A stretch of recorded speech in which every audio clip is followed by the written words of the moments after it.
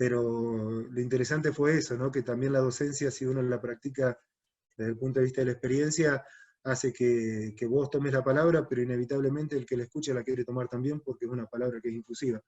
Entonces, desde ese lugar creo que es lo que nos permite seguir funcionando, porque nos han, bueno, yo creo que las compañeras ahí del Mocase también deben saber lo que es que les quieran prender fuego a la radio, que cuando vos estés saliendo esté la policía esperando solamente a los más pibes, para pedirle todos los documentos, para cacharlos, para llevárselos, porque estuvieron en la radio, compañeras que cuando han tenido hijos no han podido volver a la radio porque si no sus familias les amenazan con que son abuelos o abuelas y les pueden sacar a los niños. Es muy bravo territorialmente hacer una comunicación desprendida de los poderes, digamos, hegemónicos.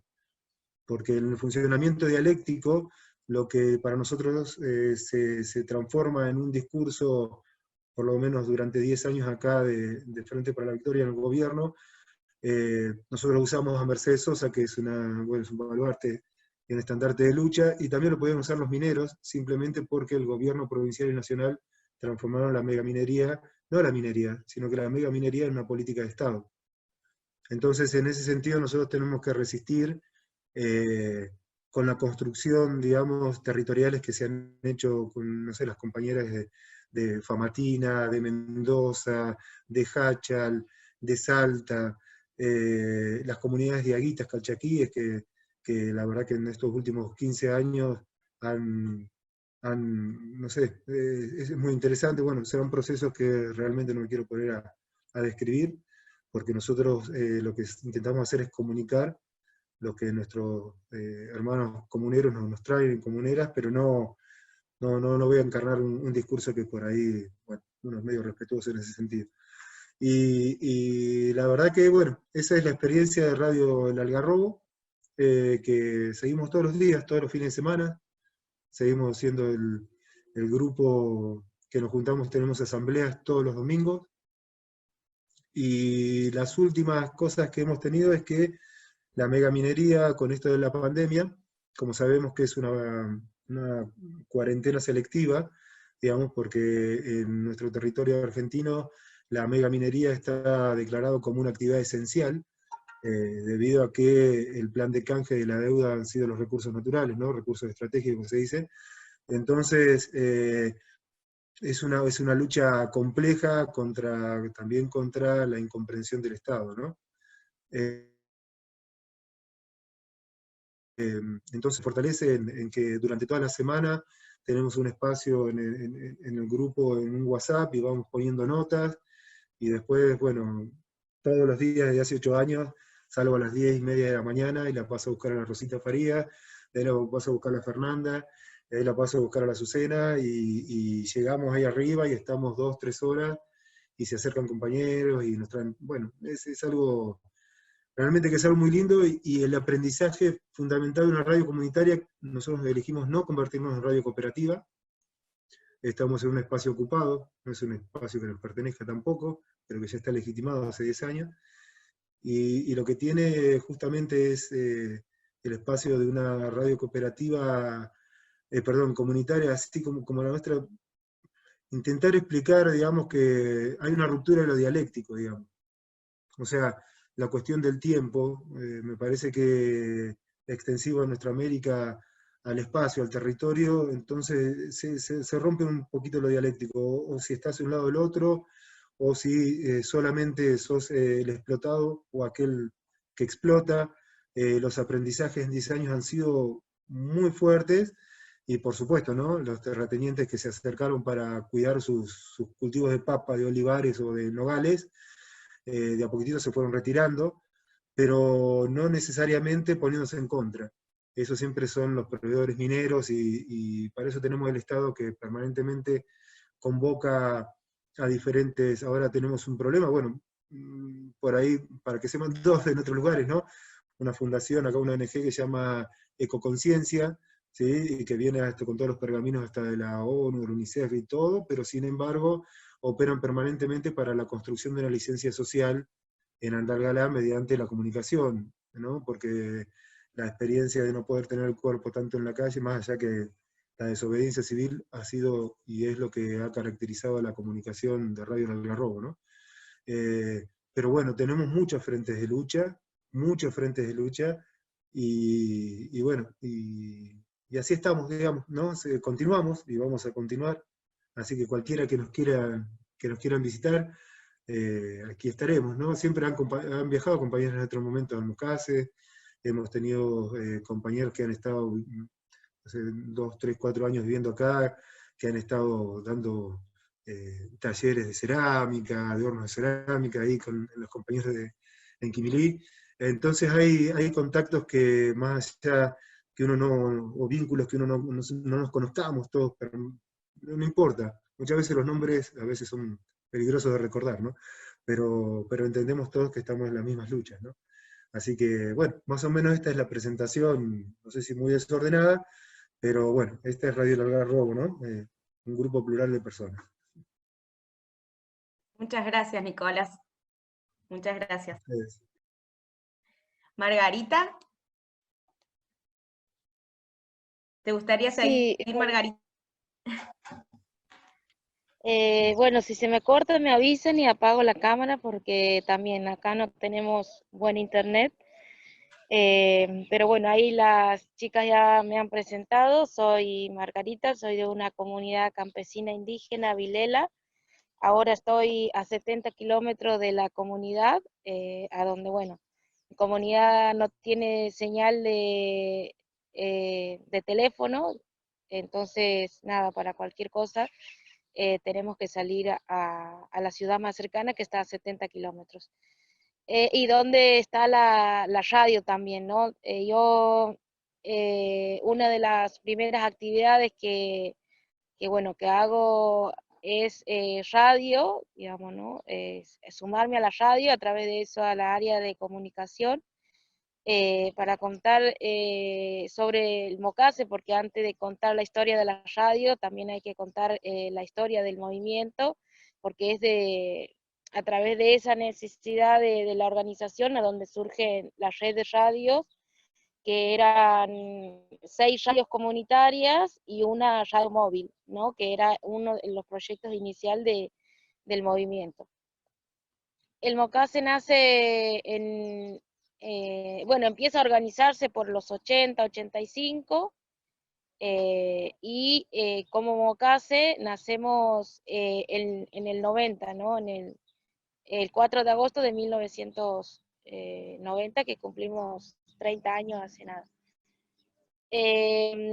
Nosotras nos empezamos a organizar por la lucha primero la lucha para vender productos que se producían en las comunidades, y ya en los 90 venía fuertemente el tema de los desalojos, los desmontes, que traen un poco también al cambio climático.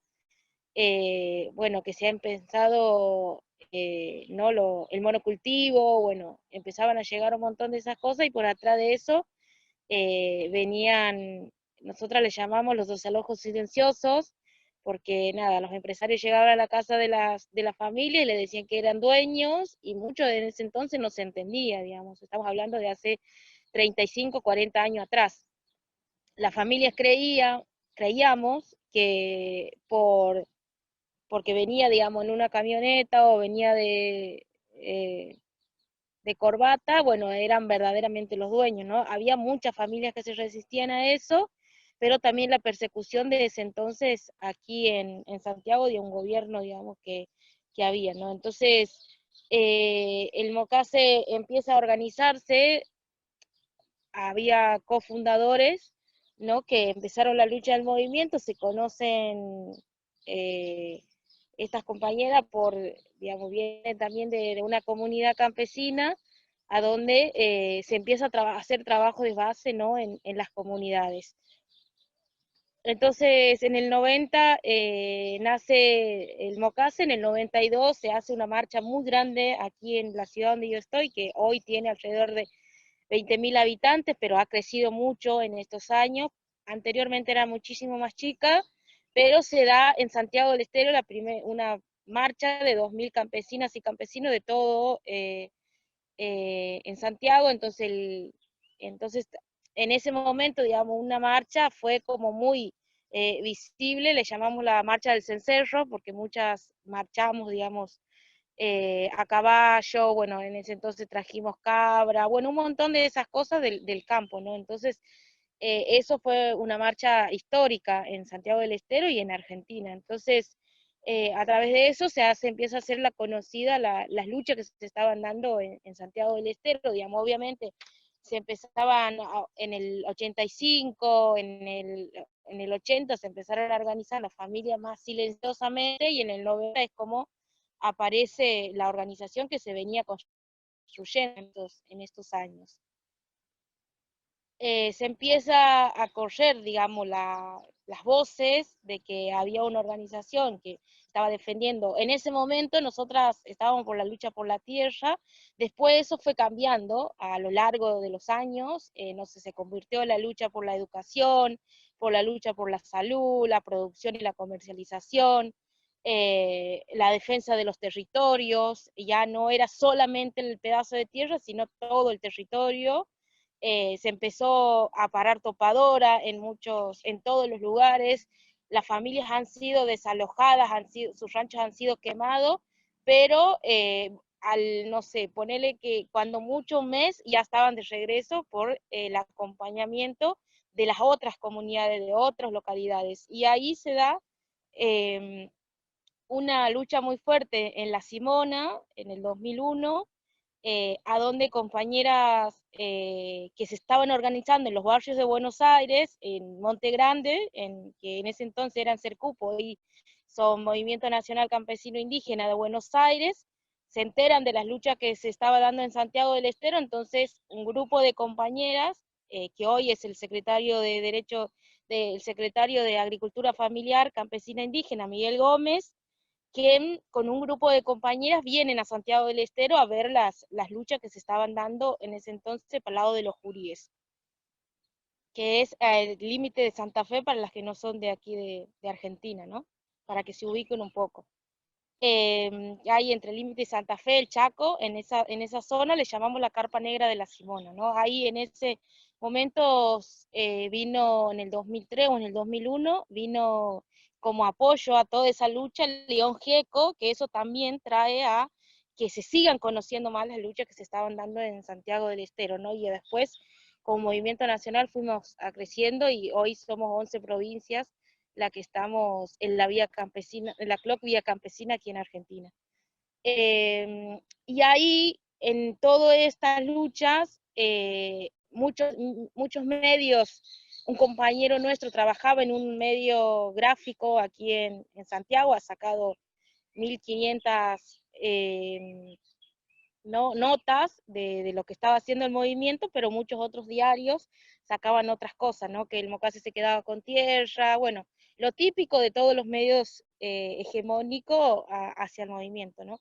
Entonces, nosotras como organización empezamos a pensar que necesitamos un medio propio para difundir nuestras luchas, y ahí es cuando aparece la herramienta de redes radios, ¿no? Es decir, que el Mocase ya había crecido en toda la provincia, entonces para que las familias campesinas puedan empezar a escuchar, porque si bien se hacía trabajo de base, se iba a las familias, se iba a las comunidades, pero hacía falta llegar de otras formas también a los ranchos de muchas personas que no podíamos llegar en ese entonces. Entonces, en las radios comunitarias, la primera radio comunitaria nace aquí en Quimilí, no sé, porque bueno, aquí también teníamos la primer sede que tenía condiciones para empezar, digamos, de ser una radio, que es donde, bueno, teníamos luz en ese entonces había formas de que las familias también se puedan llegar, porque también era el espíritu de eso, ¿no? De ser nosotras mismas las que comuniquemos desde las comunidades. En ese momento también teníamos las radios HF, ¿no? Que eran las radios comunicadoras que se comunicaban y que estaban en varios puntos de las provincias, y que a través de esas radios HF se mandaban algunas de las noticias de lo que estaban pasando en los diferentes territorios, ¿no? Que eso estuvimos durante